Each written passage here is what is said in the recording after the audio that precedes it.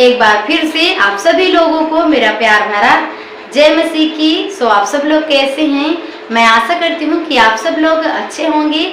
परमेश्वर का अनुग्रह आप सबके साथ होगा। सो मेरे प्रियो, आज हम फिर से पवित्र शास्त्र से कुछ बातों को सीखेंगे और समझेंगे। सो आइए हम वचन की ओर चलेंगे। प्रियो, मैं आज आप लोगों के लिए लेकर आई हूँ याकूब 4 अध्याय का 8 पद।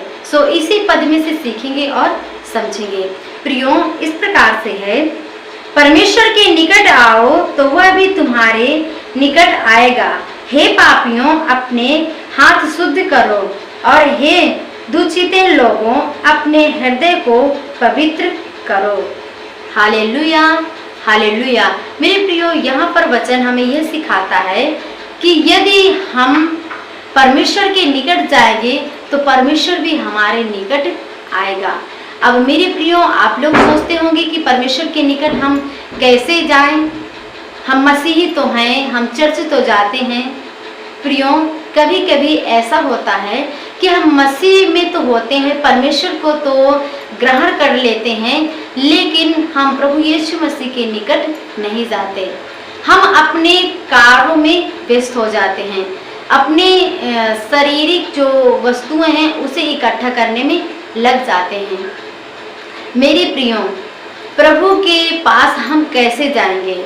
जब हम प्रभु के वचनों को पढ़ेंगे, जब हम प्रभु यीशु मसीह से प्रार्थना करेंगे, जब हम परमेश्वर से जुड़े रहेंगे, तभी ही परमेश्वर हमारे निकट आएगा।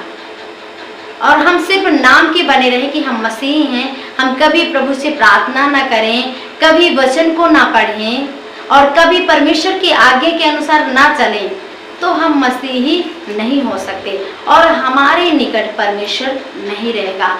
फिर हम तमाम प्रकार के शैतानी बंधों में फंस जाएंगे, और जब हम फंस जाएंगे तो हमें ये होगा कि परमेश्वर हमें संभालता नहीं है, परमेश्वर हमारे जीवन में अच्छे कार्य को नहीं करते। मेरे प्रियो, जरूरी है कि हम परमेश्वर के निकट जाएं, हम परमेश्वर से संबंध को बनाएं। कैसे बनाएंगे? प्रभु यीशु मसीह से हम जब प्रार्थना करते हैं तब प्रभु यीशु मसीह से बात करते हैं। एक मोबाइल की तरह हमें प्रभु यीशु मसीह से संबंध को बनाना है। जैसे कि आजकल बहुत सारे लोग हैं जो बगैर फोन के नहीं जी सकते, उनको मोबाइल चाहिए।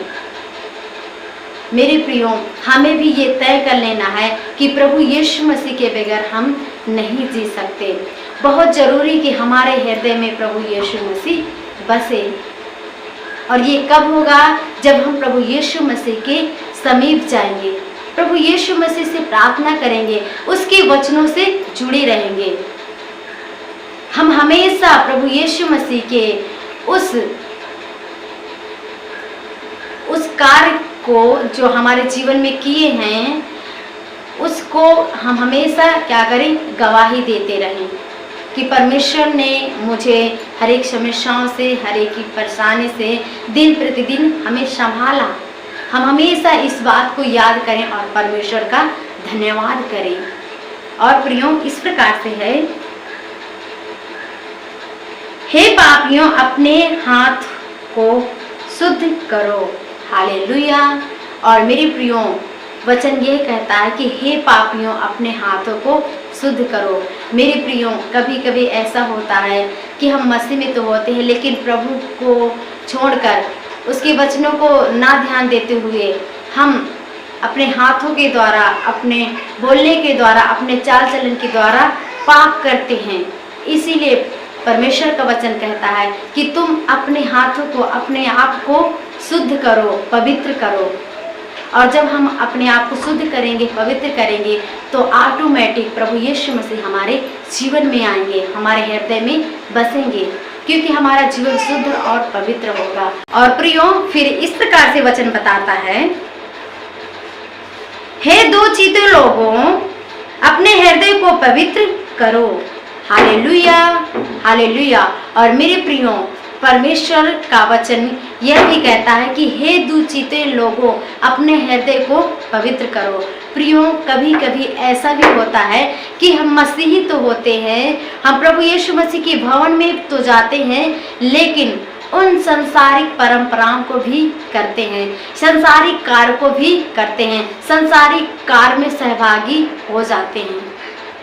इसीलिए परमेश्वर कहते हैं कि हे दूषिते लोगों, अपने हृदय को पवित्र करो। मेरे प्रियो, हमारा जीवन ऐसा नहीं होना चाहिए। यदि हम मसीह हैं तो हमारे जीवन में मसीही ही बातें होना चाहिए, ना कि संसारिक कार्य और संसारिक परंपराएं। हमें अपने हृदय को शुद्ध करना है, पवित्र करना है। हमें संसारिक कार्य को नहीं करना,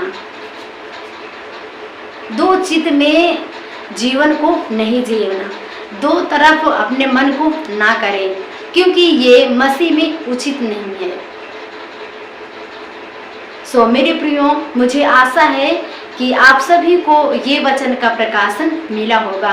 प्रियो, तभी हमारे जीवन में परमेश्वर आएंगे जब हमारा हृदय शुद्ध होगा, पवित्र होगा और हमारे हाथ पापों से दूर रहेंगे और आशीषित करेंगे। इस वचन के द्वारा परमेश्वर आप सबको आशीष दे।